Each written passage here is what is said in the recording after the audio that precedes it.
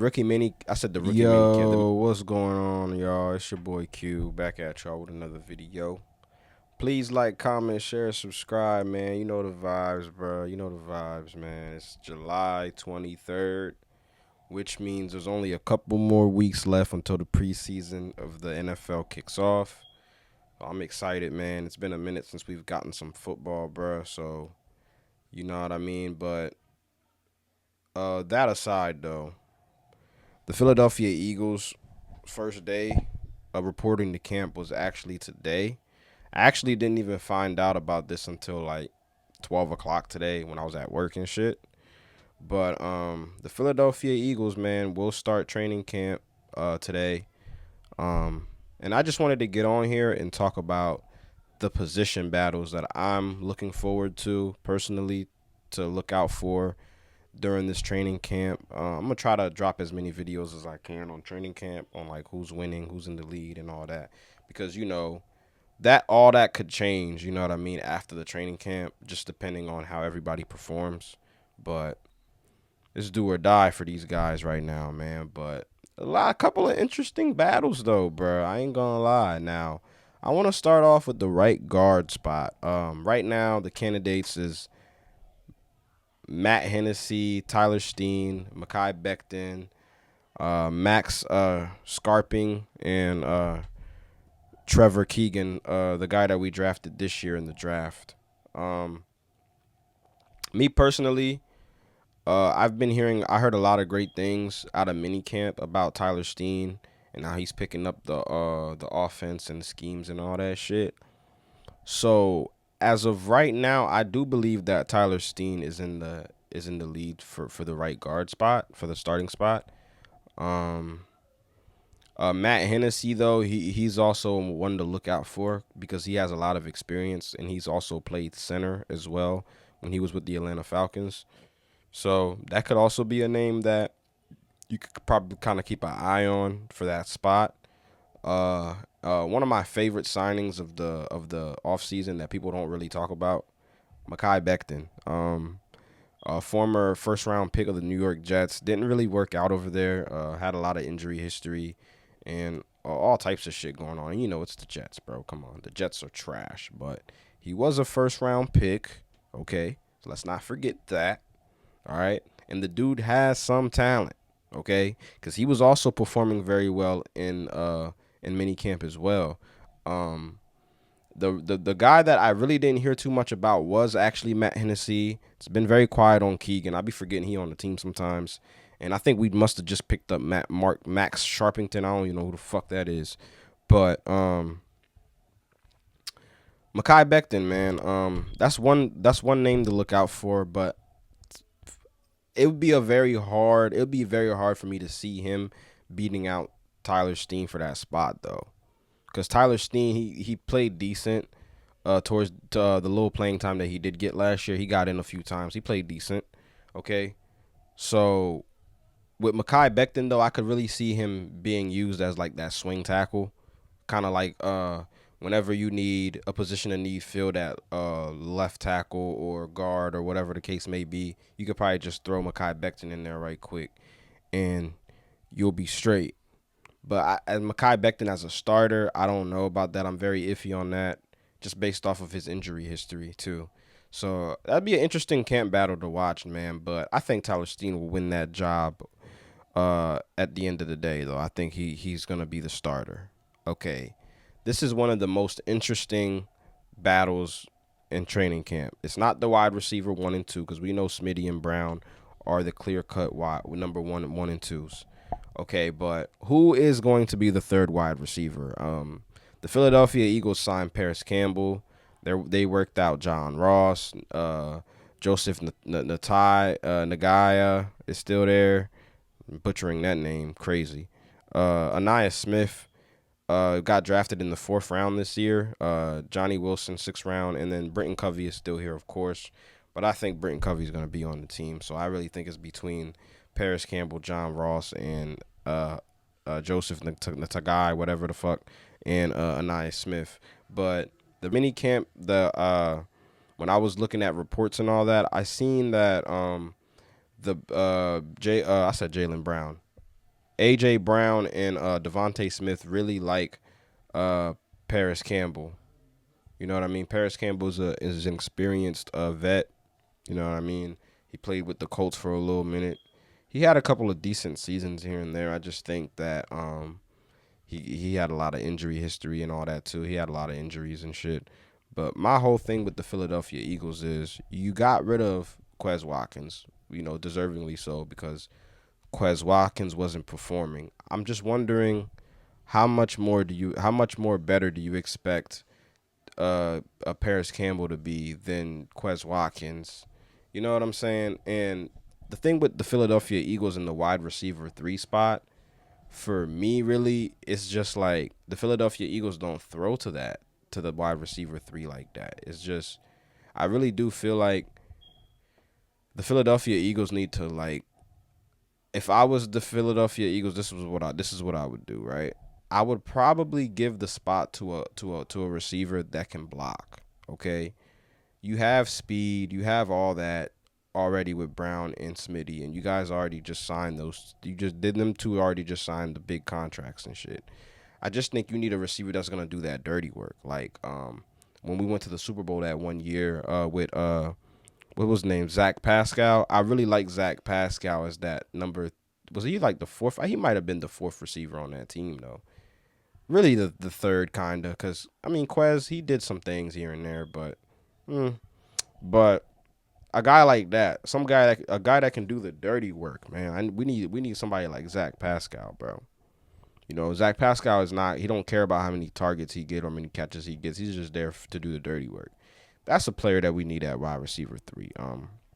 Paris Campbell, I could see him winning that job, but I really like Johnny Wilson. I like his size, and he was working with Jalen Hurts throughout the offseason. But I'm not sure he's ready to take on that role yet, man. You know what I mean? And I could also still see the Philadelphia Eagles trading for a wide receiver 3. I'm not really sure who they're going to get, but I heard names floating around like Michael Thomas and shit like that. Brandon Ayuk maybe, because he's got that situation going on in the 49ers and shit. So there's options out there, but bruh, I don't know if the wide receiver 3 position for the Philadelphia Eagles is that dire.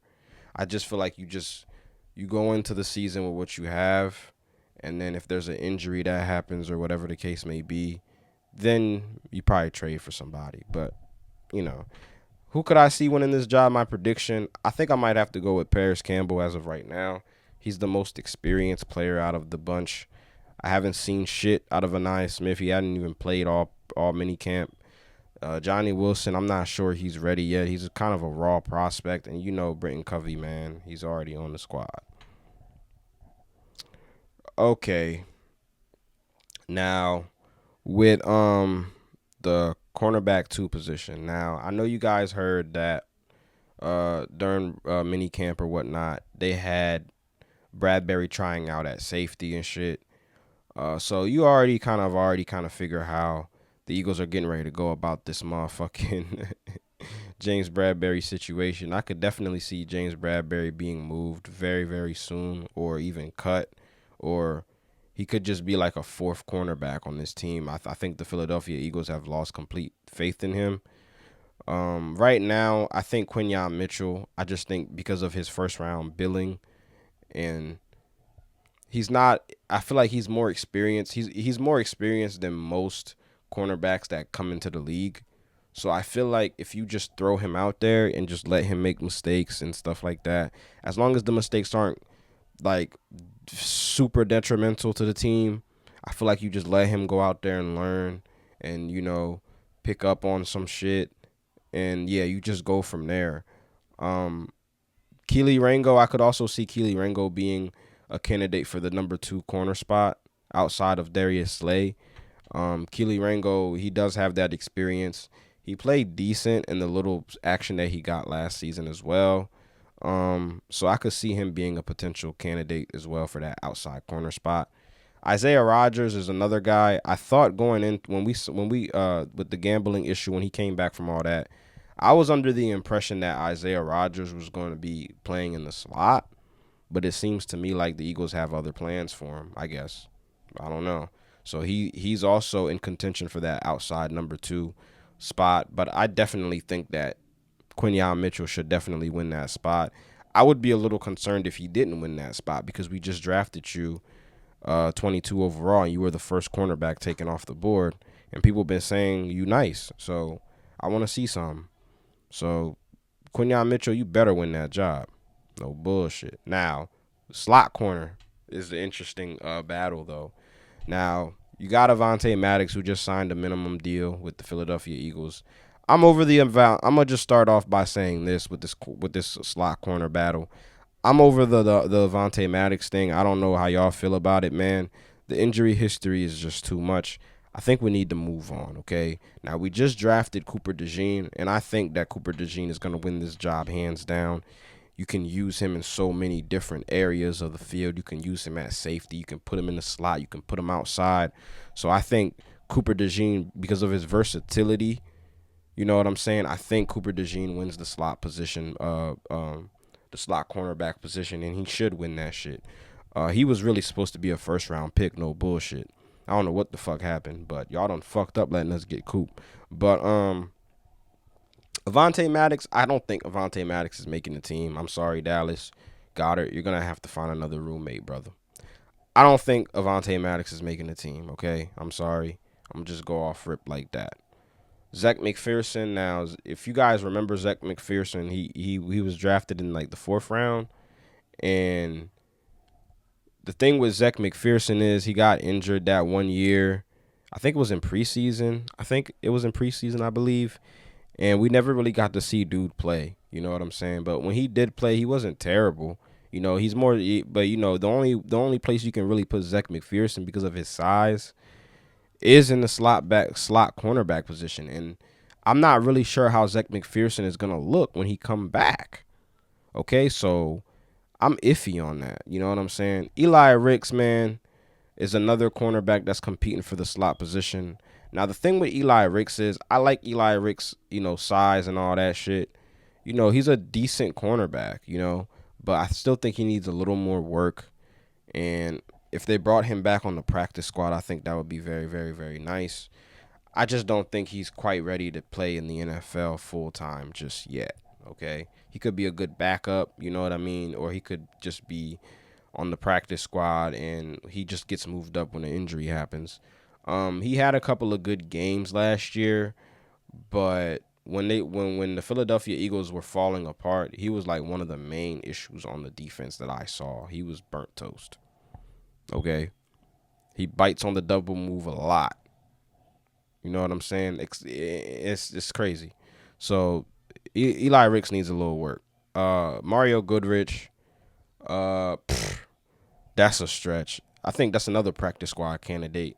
Yeah, he doesn't really ever get much playing time, and it's crazy to me because he was one of the highest paid undrafted free agents in NFL history when the Eagles picked him up and signed him to a deal as an undrafted free agent. I don't know why the Philadelphia Eagles have this dude on the roster, but they'd never use Bull, you know. But I don't see him beating Cooper DeJean out of that spot. No way. Now, this is one of the positions that we've been struggling with for years now. You know, now you guys know we picked up Zach Boone, we picked up Jeremiah Trotter Jr., and you know Ben Van Sumeren is still on this team. That's gonna be a special teams player right there, though. I'm not even gonna waste my time talking about him. Zach Boone, I haven't really heard too much from Zach Boone, but I know he has a lot of familiarity with Vic Fangio, so that could be one of the players right there that could challenge Nakobe Dean for that spot, that off linebacker spot, because I initially think Devin White is going to be a starter. So I think Nakobe Dean ultimately wins this game, this battle right here, because he's like the most talented and the most experienced linebacker in this battle right now, because the other guy is Jeremiah Trotter Jr. We just drafted him in the 5th round. So I'm not really expecting him to play too much. I think you'll see him a lot on special teams, or he could be like a backup linebacker. You know what I mean? But I definitely do believe that this off-ball linebacker position is Nakobe Dean's to lose, because if Nakobe Dean loses this battle, bro, I just think it's over. I think he's a bust. but I think he's gonna win it. The only thing, the one thing that I do like, I like that Vic Fangio is making him work for it and not just giving it to him. So I want to see him work for it. But I've never questioned Nakobe Dean's talent. Okay, Nakobe Dean is a Biletnikoff winner. He was voted the best linebacker in college football when Georgia won the national championship. So I'm not discrediting Nakobe Dean's talent or questioning it by any means. He has talent. Okay, the only problem with Nakobe Dean is he's a little undersized and he has a problem with staying healthy. If he can stay healthy and put it together, I think the Eagles will be just fine.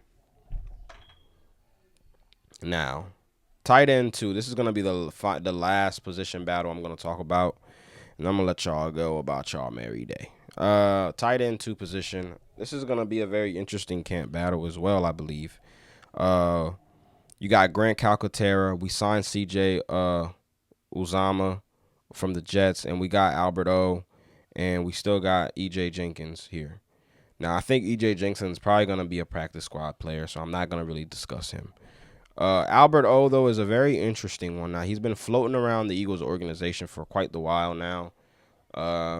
He's appeared in like maybe 1 or 2 games and get like 1 or 2 snaps. He doesn't play much, but he's like 6'8". He's got a little speed to him, and he can block very well. So, and he's only 26 years old, man, and he was once a 4th round draft pick. So, I do believe that Albert O has the upper hand in this camp battle, and he should win this job. I'm picking him to win this job. You know what I'm saying? Grant Calcaterra is another guy. He's a very talented tight end as well, but his problem is he can't stay healthy, and he has a history of concussions, and that still very, very well concerns me till this day. Like the words of Deontay Wilder, till this day. So Grant Calcaterra, man, very talented player. I could see him being like the 3rd tight end on the team if we keep 3 tight ends. I think we're gonna keep 3 though, and maybe but he'd have to beat out CJ Uzama.